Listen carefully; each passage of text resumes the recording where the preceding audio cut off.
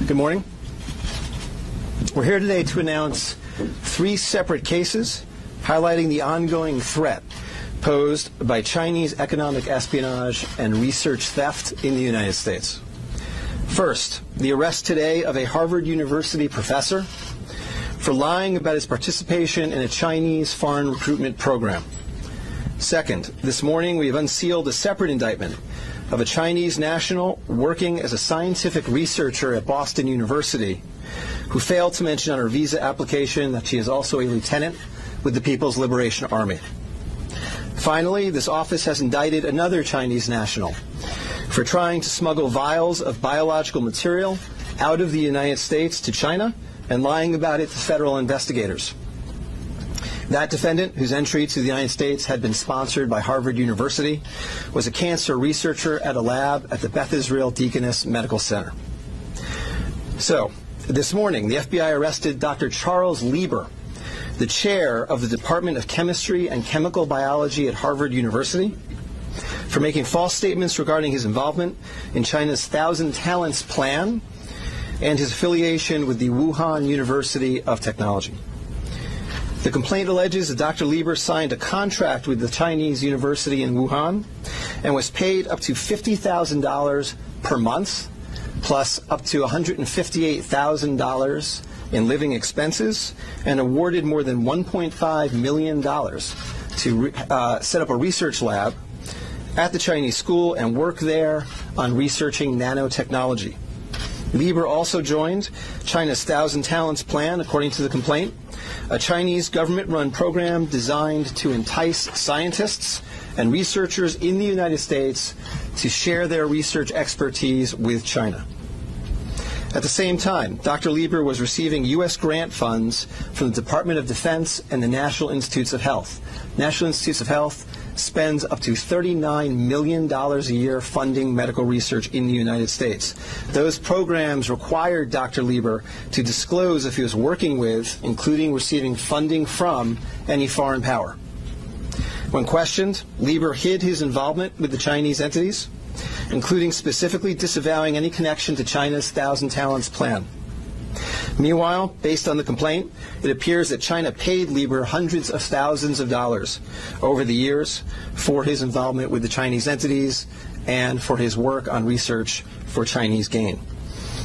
Also today, a federal grand jury indicted Yanqing Ye, a Chinese national, with lying on her J-1 visa application, making false statements to Customs and Border Protection, conspiracy, and being an unregistered agent of the People's Republic of China. According to court documents, Ye is a lieutenant in the People's Liberation Army, but she concealed her military connections while employed as a researcher at Boston University's Department of Physics, Chemistry, and Biomedical Engineering Center for Polymer Studies. The indictment alleges that a colonel in the People's Liberation Army and other military officers from the Chinese National University of Defense Technology gave Ye numerous assignments while she was in the United States, such as conducting research, assessing U.S. military websites, and sending documents and information back to China. In April 2019, Ye was questioned by customs officers at Logan Airport on her way to China. According to the indictment, she lied about her involvement with Chinese military projects. A border search of her electronic devices showed that Ye had compiled information for the People's Liberation Army about 2 U.S. residents with expertise in robotics and computer science. Lastly, last week this office indicted Zheng Zhaozhang, a Chinese national sponsored by Harvard University who was doing cancer research at the Beth Israel Deaconess Medical Center. Zheng was charged with attempting to smuggle to Beijing vials of biological material, along with other research materials that he had stolen from the lab at the Beth Israel, where Zheng was working on cancer cell research. Before he boarded his flight, customs officers discovered 21 vials of biological material in a sock in his baggage. When confronted by the officers, Zheng initially lied and said he was not traveling with any biological or research materials. Chemistry, nanotechnology, polymer studies, robotics, computer science, biomedical research. This is not an accident or a coincidence. This is a small sample of China's ongoing campaign to siphon off American technology and know-how for Chinese gain. Recently, Attorney General Barr referred to China as this country's primary rival. Similarly, FBI Director Chris Wray recently told Congress that right now there is no country that poses a greater counterintelligence threat to the United States than China. Through the use of not only traditional intelligence officers, but academics, researchers, its own private citizens, China is engaged in a massive, long-term campaign to steal U.S. research and technology for its own uses.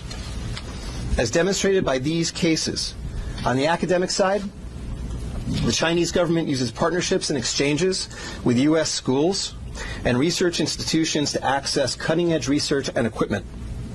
Obviously, most visiting Chinese academics and researchers are here to work in good faith in U.S. institutions, but some of them are not.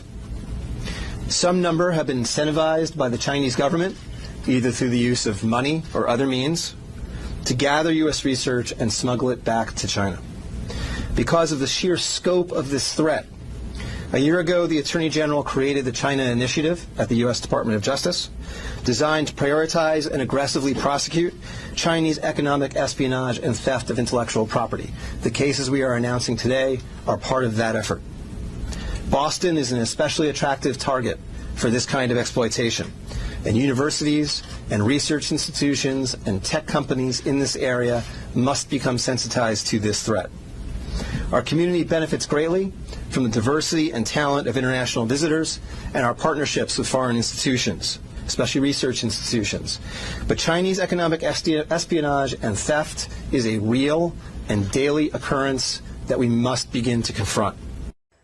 As the world struggles to contain the new virus, a new speculation from the Chinese scientists who believe it may have originated at a research facility not far from the Wuhan fish market.